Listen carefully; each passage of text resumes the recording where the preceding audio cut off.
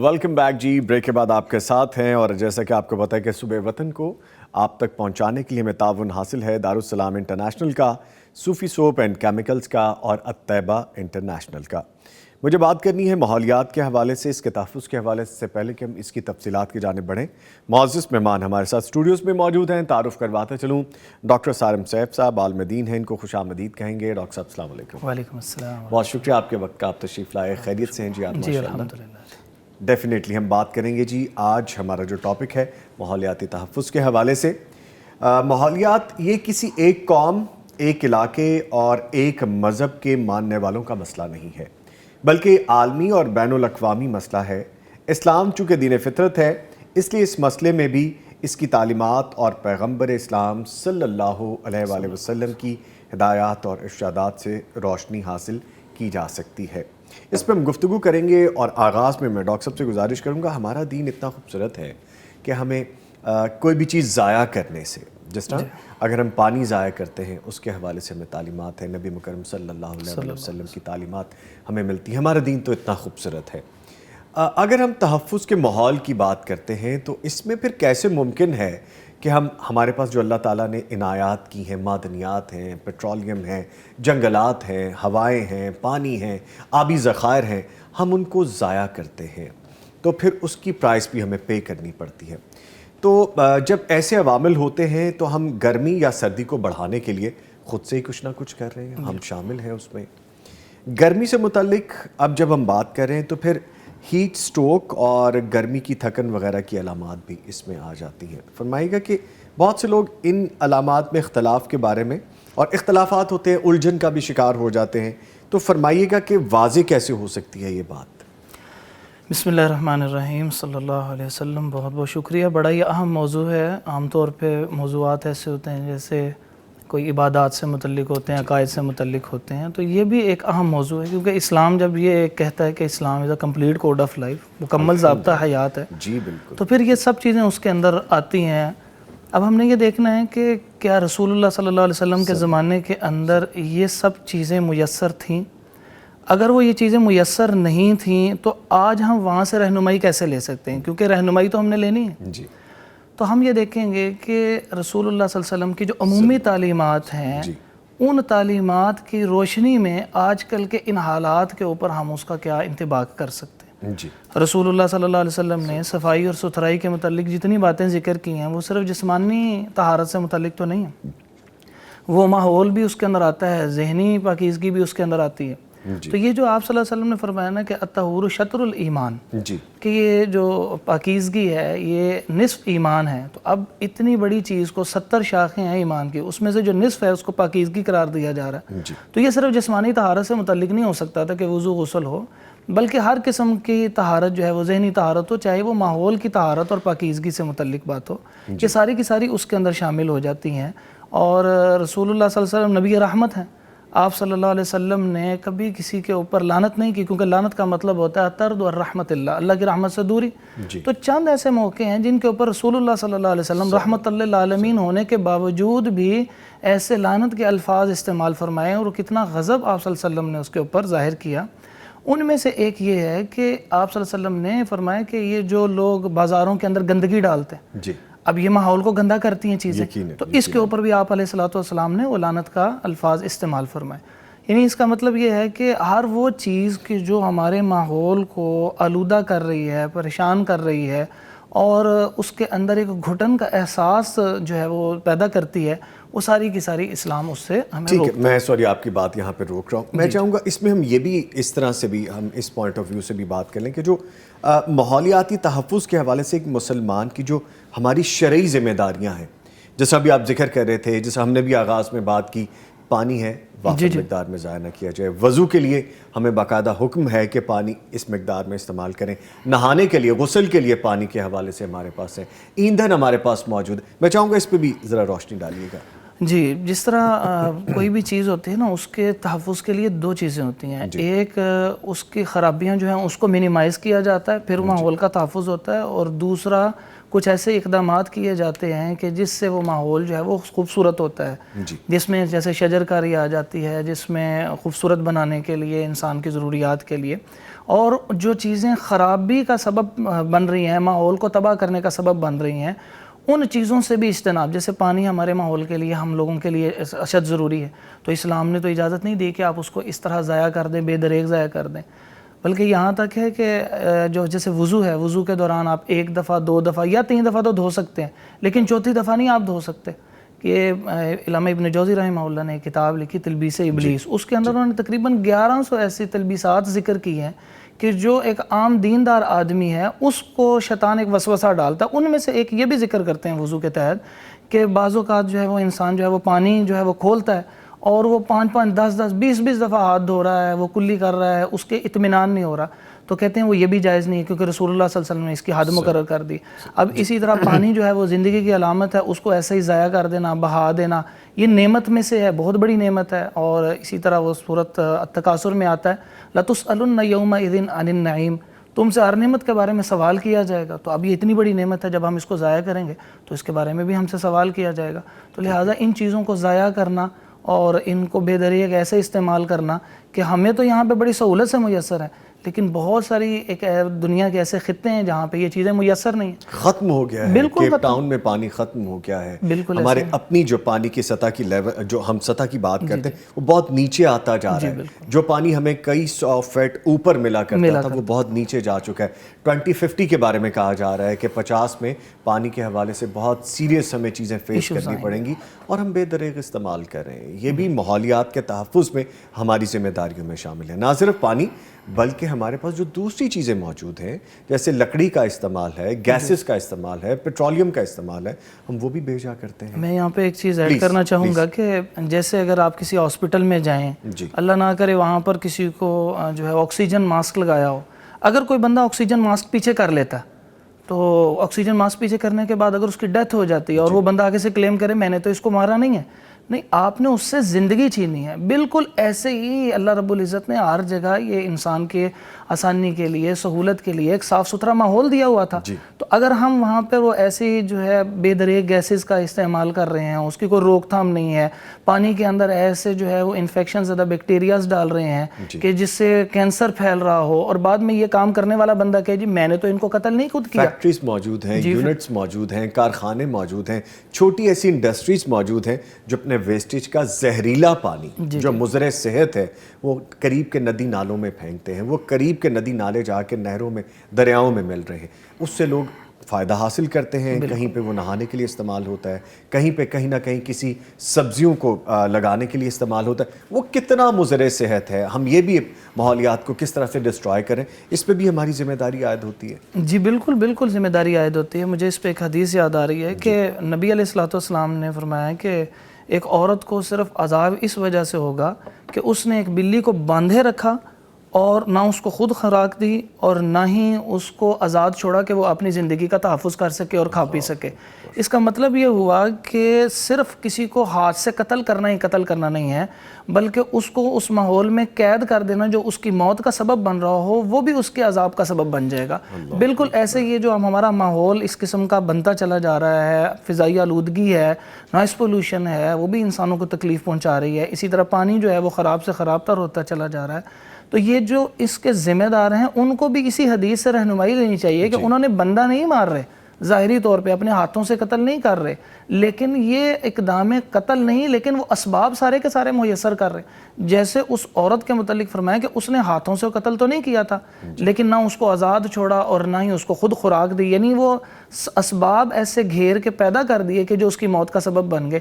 تو یہ جتنے ایسے افراد کام کر رہے ہیں اور اس کے ساتھ اس کی جو ریسٹرکشنز ہیں جو حکومت اس کے حوالے سے دیتی ہے اس کو فالو نہیں کرتے، وہ بھی ایسا ماحول ہی پیدا کر رہے ہوتے ہیں کہ جو عوام کی افراد کی موت کا سبب بنتے ہیں. ڈاکٹر صاحب یہ فرمائے گا اسلام کا جو نظام طہارت ہے ماحولیاتی تحفظ میں کیا کردار ادا ہوتا ہے اس حوالے سے؟ دیکھیں یہ جو اسلام ایک چیز طہارت کا نظام دیتا ہے، میں نے پہلے بھی عرض کیا کہ ذہنی طہارت بھی ہے، جسمانی طہارت بھی ہے، ماحول کی طہارت بھی ہے، کردار کی طہارت بھی ہے، یہ ساری کی ساری جو ہے نا اس کی بہت ساری ڈائمینشن مجالات بنتے ہیں. تو اس کے اندر اسلام نے یہ جو رہنمائی دی ہے وہ ایک مزاج ڈیولپ کیا ہے کہ جب انسان میں سوفسٹیکیشن آتی ہے، پاکیزگی کا ایک تصور آتا ہے، پھر وہ اس چیز کی طرف جو ہے وہ مائل ہوتا ہے. مثال کے طور پر اسلام نے گندگی پھیلانے سے منع کیا، جیسے میں نے حدیث پہلے بھی آپ کے سامنے ذکر کی. ہمارے ہاں کیا ہوتا ہے کہ وہ چیزیں کہ جو کبھی بھی ختم نہیں ہو سکتی اور ماحول کے اندر اور اس کے اندر جو اس کی کریچرز ہیں اللہ رب العزت کی، وہ ساری کی ساری اس کو استعمال کر کے اپنی زندگی ختم کر رہی ہوتی، ہم ان کو سڑکوں پہ پھینک دیتے ہیں. اب بہترین سے بہترین آدمی بھی آپ دیکھیے کہ گاڑی کے اندر بیٹھا ہے، اس نے کوئی چیز کھائی پی ہے اور جو اس کے ویسٹیج ہے، اس کے ریپرز وغیرہ ہیں، اس کو کیا کرتا ہے، اپنی گاڑی کی صفائی کا خیال ہے اور باہر سڑک کے اوپر پھینک دے گا. اب وہ جو سڑک کے اوپر پھینکے گا اس کے ساتھ کوئی نہ کوئی کھانے والی چیز لگی ہوگی، وہ کوئی چیز جو ہے وہ جانور استعمال کر لے گا، وہ اس کے اندر چل جائے گی، وہ اس کا سارا نظام جو ہے وہ سٹک ہو جائے گا، وہیں پہ اس کی ڈیتھ ہوتی ہے، اس کے بعد اس کا تعفن پھیلتا ہے. تو یہ ایک چیز دوسرے سے انٹر لنک ہے. جس آپ فرما رہے ہیں، میں سوری آپ کی بات کاٹ رہا ہوں، آج صبح کا واقعہ جہاں پہ ہم گاڑیاں پارک کرتے ہیں اپنے گھر کے باہر، وہاں میں نے پودوں کی ایک کیاری بنائی ہوئی ہے، جگہ ہم نے تھوڑی مینٹین کرنے کی کوشش کی ہے.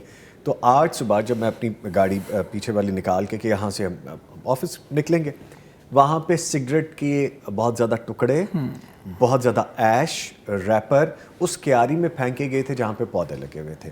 اب آپ یہاں سے اندازہ لگائیں، یہ ہماری ذہنیت ہے کہ جو جگہ پودوں کے حوالے سے ہے، جو صفائی کے حوالے سے ہے، وہاں پہ آپ گندگی ڈالتے ہوئے بالکل نہیں. آپ نے اپنی گاڑی کا ایشٹرے تو شاید صاف کر لیا، لیکن آپ نے جو گندگی پھیلا دی اور اس کا باقاعدہ خمیازہ بھگتنا ان پودوں کو پڑے گا جن پودوں میں کیا. اچھا، اس کے ساتھ جو محنت کی گئی وہ محنت آپ کی رائے گاں ہوتی نظر آئے گی. جیسے آپ فرما رہے ہیں پانی کے حوالے سے، ہم کچھ جگہوں پہ ہم دیکھتے ہیں کہ سمندر میں، ندی نالوں میں جب ہم جاتے ہیں، نہر کنارے ہم جاتے ہیں، انجوائے تو کرتے ہیں، ہم اپنا ٹائم تو اچھا گزار کے آتے ہیں، لیکن وہاں پہ ایسی چیزیں پھینک کے آتے ہیں وہ آبی جانوروں کے لیے نقصان دہ ہیں. وہ کھاتے ہیں تو بہت زیادہ اموات ہوتی ہیں، اور وہی آبی جانور ہماری صحت کا بھی ذریعہ ہے، ہماری غذا اور طاقت کا بھی ذریعہ. ہم یہ بھی نہیں سوچتے. ہم فضائی آلودگی کے حوالے سے اگر بات کریں تو میری گاڑی اگر فٹنس سرٹیفکیٹ تک نہیں ہے، اول تو ہمارا کانسیپٹ ہی نہیں ہے نا جی. ہماری پرائیویٹ گاڑی کا فٹنس سرٹیفکیٹ، جو ہماری لوکل جو چلتی ہیں buses, local public transport, in public transport کے لیے ہمیں اپنی گاڑیوں کا فٹنس سرٹیفکیٹ انفارچونیٹلی یہاں پہ نہیں ہے. میں جتنا مرضی کاربن اس میں برن کرتا رہوں، میں جتنی مرضی گیسز برن کرتا رہوں، ہم اس میرے انفرادی بھی شامل ہے. پلیز فرمائیے. اویئرنیس نہیں ہماری نہ آ رہی. آپ ناردرن ایریاز کے اندر چلے جائیں سیر کے لیے، آپ کسی آڈ سے آڈ جگہ کے اوپر پہنچے نا، کہ جیسے یہاں پہ ابھی کوئی نہیں پہنچا ہوا، تو آپ وہاں پہ بھی ریپرز دیکھ رہے ہو، وہاں آپ گندگی دیکھیں گے، گندگی ضرور ہوگی. اس سے اندازہ ہوگا کہ یہاں پہ کوئی انسان آیا ہے اور اسے اپنے آنے والی نسل کے متعلق کوئی چیز نہیں. اتنا خوبصورت جملہ بولا نا آپ نے ڈاکٹر صاحب، کہ ہم کسی ناردرن جگہ پہ جائیں گے جہاں پہ آپ پہلے کبھی نہ گئے ہو اور انسانوں کا آنا جانا بڑا خال ہو وہاں پہ، لیکن گندگی دیکھ کے ہمیں لگے گا کہ یہاں پہ کوئی انسان آیا ہے. جی بالکل. جبکہ انسان کا یہ کام نہیں ہے، ہمارا یہ کام نہیں ہے.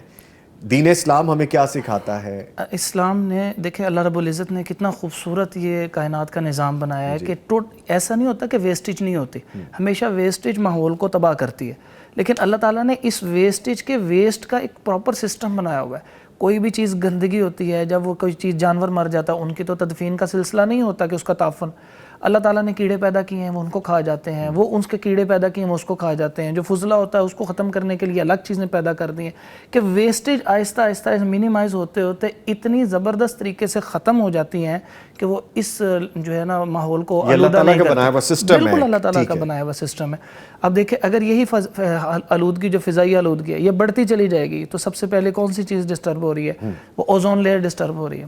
اب وہاں پر جو ہے وہ جیسے ایک آپ دیکھیے کہ فصلیں وغیرہ اگائی جاتی ہیں نا، تو اس کے اندر وہ اس کے اوپر وہ چھوٹا سا وہ لگا دیتے ہیں، کوئی چیز لگا دیتے ہیں، جیسے اوپر سے آتی ہے حرارت آتی ہے، وہ نیچے جاتی ہے اور زمین سے جو ہے وہ حرارت اوپر نہیں اب جا سک رہی پوری طرح، تو وہ اس کو پراپر وہ ماحول مل رہا ہوتا ہے.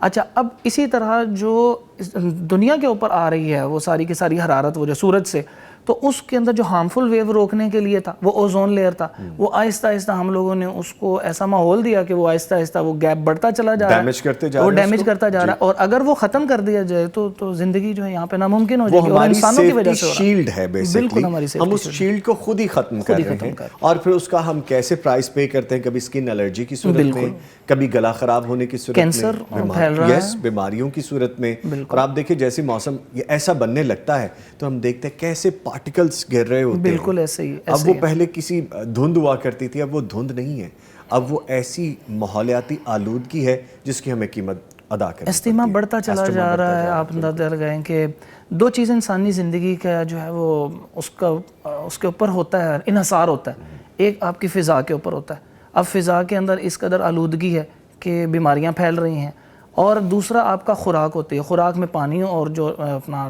سالڈ خوراک ہوتی ہے، سالڈ خوراک کے اندر بھی ہم نے وہ چیزیں شامل کر لی ہیں، اسٹیرائڈز ملی ہوئی چیزیں، اس سے بھی ہماری صحت خراب ہوگی، اور پانی کے اندر تو اب مستقل گندگی ایسی جانی شروع ہو گئی ہے کہ اب اس کو ملتا ہی نہیں، صاف پانی میسر نہیں آ رہا، اور جو زندگی کی علامت تھی وہی اگر ہمارے پاس نہیں ہوگی تو بیماریاں بھی بڑھیں گی، اور جب بیماریاں بڑھیں گی تو ہم لوگ آگے کوئی اپنی سروسز بھی نہیں دے سکیں گے۔ آپ نے بہت خوب بات کی کہ غذائی اجناس جو ہیں ہماری کتنی بری طرح سے افیکٹڈ ہو رہی ہیں۔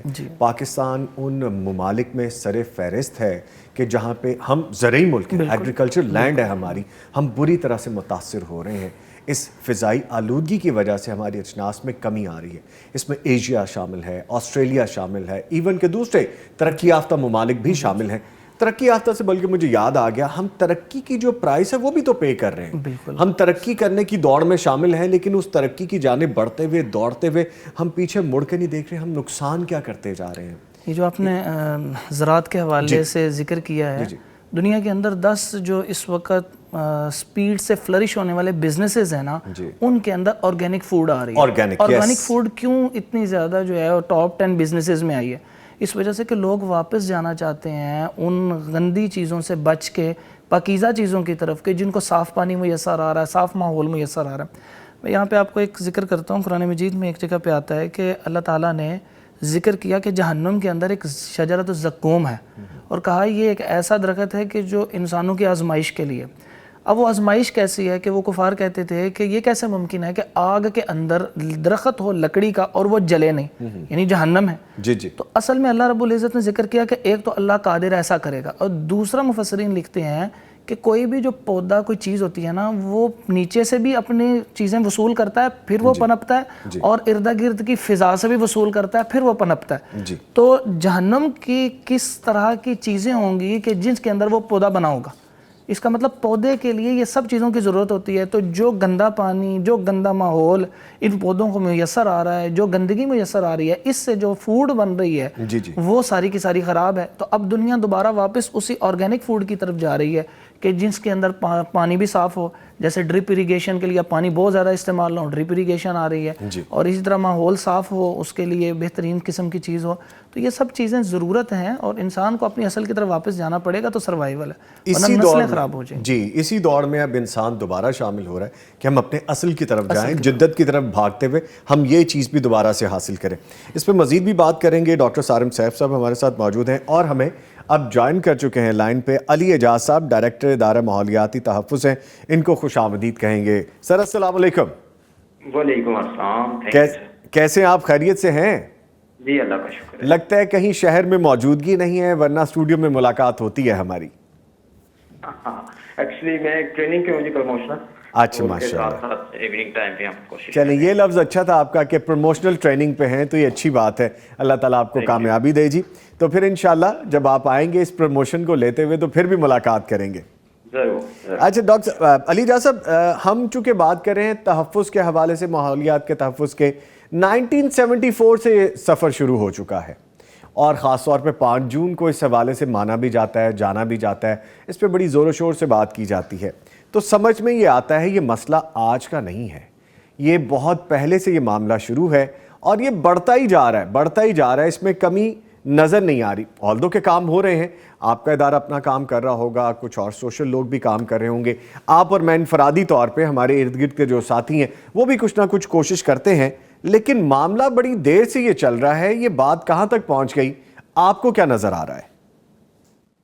دیکھیں یہ ایک بڑا کمپلیکس ایشو ہے جو گلوبل وارمنگ ہے، کلائمیٹ چینج ہے، یہ ایک انٹرنیشنل سینیریو ہے. جیسے آپ نے بتایا کہ 1974 سے یہ چلتا ہے، یہ اس سے کئی پہلے کا ایشو ہے. جی جب سے ہم نے فوسل فیول کو یوز کرنا شروع کیا تو گرین ہاؤس گیسز کا امیشن سٹارٹ ہو گیا. یہ جیسے جیسے بڑھتا گیا آفٹر سیکنڈ ورلڈ وار تو یہ بہت زیادہ ویزیبل ہو گیا، اور اس کا فیل جو ہے وہ سائنٹسٹ نے آبزرو کرنا شروع کر دیا جی کہ اگر ہم اس کو پراپرلی کنٹرول نہیں کریں گے تو یہ ٹیمپریچر جو ہے یہ ایکسیڈ کر دے گا سروائیبل لمٹ سے. جی تو اس کے بعد کچھ این جی اوز اور باقی جو گورنمنٹس ہیں انہوں نے اس پہ انیشیٹو لینا شروع کیا، انڈرسٹینڈنگ کرنا شروع کی کہ اس کو کس حد تک بڑھنے دیا جا سکتا ہے گلوبل وارمنگ کو. جی جی اس کے اوپر پھر انٹرنیشنل کانفرنسز بھی ہوئی اور ایویلیویٹ کیا گیا تو پایا گیا کہ یہ تو ہم پہلے ہی اس لمٹس کو تقریباً کراس کر چکے ہیں جو بیئریبل ہیں.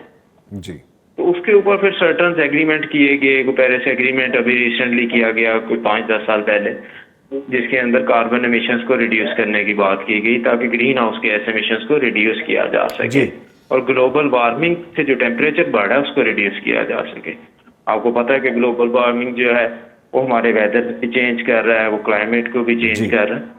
تو یہ ایک سیریس ایشو ہے اس ٹائم. اس کے اوپر ساری گورنمنٹس جو ہیں وہ اپنا سیریس ان پٹ بھی دے رہی ہیں اور ایفرٹس بھی کر رہی ہیں.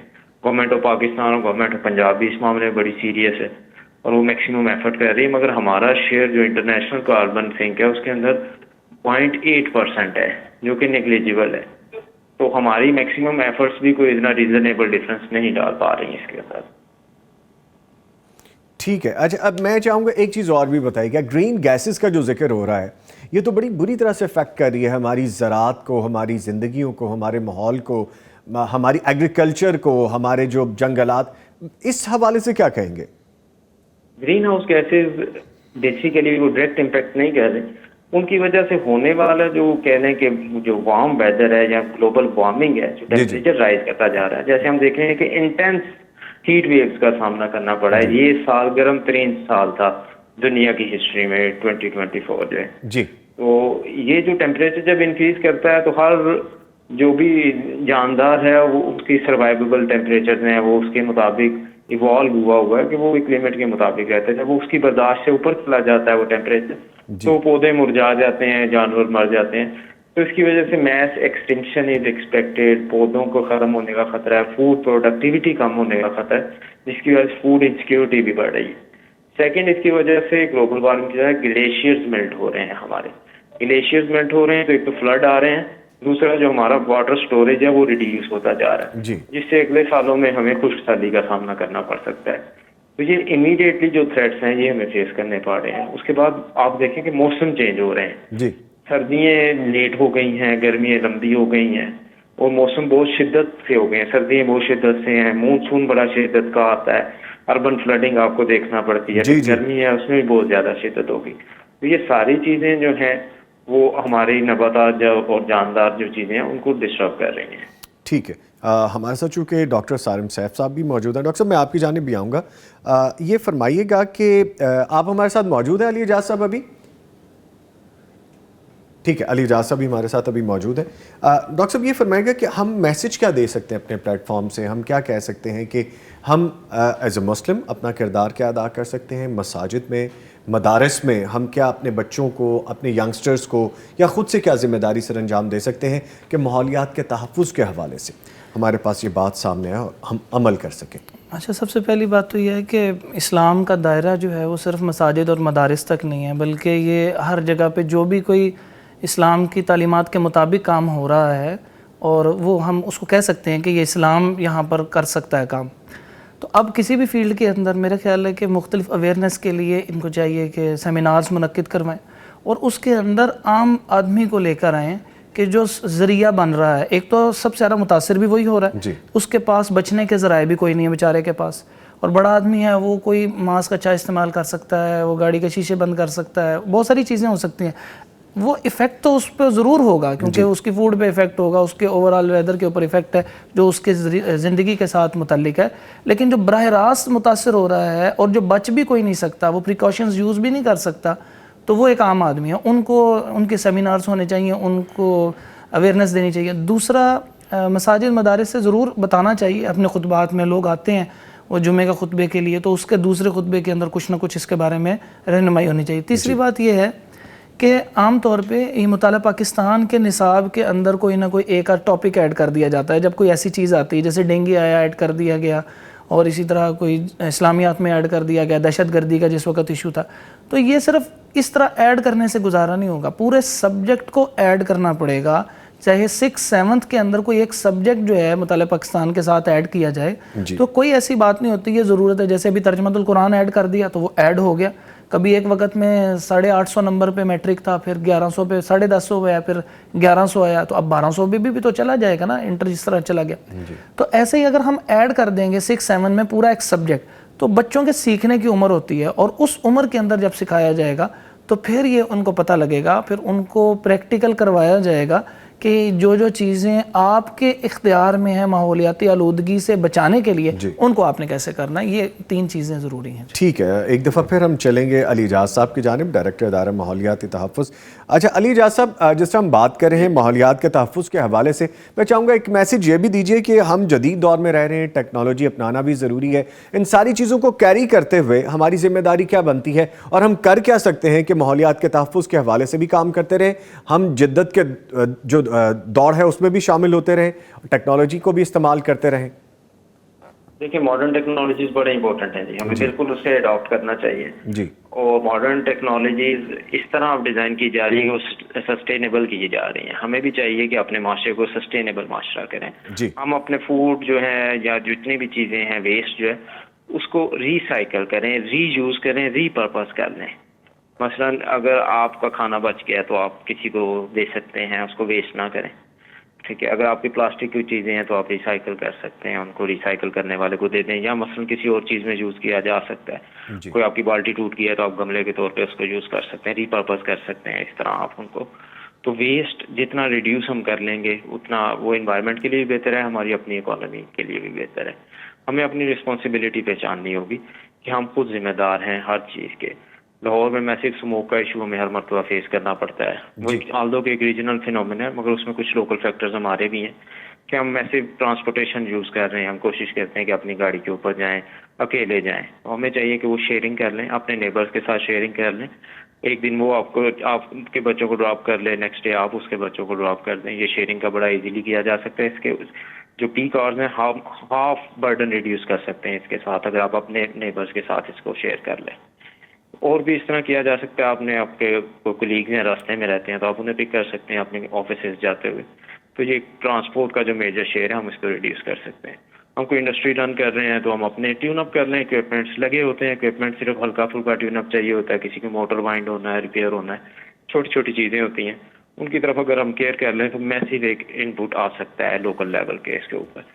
سیکنڈ اس میں آ جاتا ہے ہماری گورنمنٹ کے لیول پہ جو کہ میکسیمم ایفرٹ کر رہی ہے اس کو ریڈیوس کرنے کے لیے، تو ہماری عوام کو بھی چاہیے کہ اس کو جو پالیسیز ہیں ان کو امپلیمنٹ کرنے کی کوشش کرے، بجائے اس کے وہ یہ نہ سمجھے کہ کوئی ریسٹرکشنز ہم پہ لگا رہی ہیں، وہ ریسٹرکشنز آپ کی بہتری کے لیے ہیں۔ بعض مرتبہ کسی جگہ موومنٹ لمٹ کی جاتی ہے تو وہ آپ کی صحت کے لیے ہے کہ ادھر کا AQI بڑا برا ہے، آپ ادھر نہ آ جائیں، آپ کی ڈیمیج ہو سکتی ہے، اور ٹرانسپورٹیشن سے یا موومنٹ کے ساتھ اس ایریا میں AQI فردر بڑھنے کا ہوتا ہے خدشہ، تو اس لیے بعض ایریاز میں لمٹ کی جاتی ہے یا انڈسٹری بند کی جاتی ہے، تو وہ آپ کی زندگی کے لیے کی جا رہی ہوتی ہے، آپ کی ہیلتھ کے لیے کی جا رہی ہوتی ہے، آپ کو فائنینشیل لاس کے لیے نہیں کی جا رہی ہوتی۔ تو چیزوں کو ہمیں پازیٹیولی تھنک کرنا پڑے گا۔ ٹھیک ہے۔ اس کے ساتھ ہی میں بہت شکریہ ادا کروں گا علی اعجاز صاحب، آپ نے وقت دیا ہمیں، ڈائریکٹر ادارہ ماحولیات تحفظ۔ Thank you very much for your time جی، بہت شکریہ۔ ان کے ساتھ ہمارے ساتھ موجود ہے جی ڈاکٹر سارم سیف صاحب عالم دین۔ ڈاکٹر صاحب آپ کے بھی آنے کا بہت شکریہ، تھینک یو ویری مچ۔ آلدو کہ وقت کم تھا لیکن ہم نے کوشش کی کہ دونوں ایسپیکٹ ہمارے سامنے آ سکیں۔ تھینک یو ویری مچ، بہت شکریہ۔ مجھے ایک وقفے پہ جانا ہے، اور وقفے پہ جانے سے پہلے میں یہ بات سوچ رہا ہوں کہ انفرادی طور پہ ہم کیا کر سکتے ہیں۔ ہم جو کر سکتے ہیں ہمیں وہ کرنا چاہیے، یہ ہمارے لیے، ہماری آنے والی نسلوں کے لیے ضروری ہے۔ تو تحفظ کریں اپنے ماحولیات کا، اپنے ارد گرد کے جو بھی کام ایسے ہیں جو آپ سمجھتے ہیں کہ کر سکتے ہیں، کر گزریے۔ یہ نہ کہیں کہ ادارہ کرے گا، ساتھ والا کرے گا، کوئی نیبر کرے گا، کوئی دوسرا کرے گا، جو ہم سے بن پڑتا ہے ہم وہ ضرور کریں اور اپنا حصہ ضرور ڈالیں۔ ملتے ہیں چھوٹے سے بریک کے بعد، ہمارے ساتھ رہیے گا۔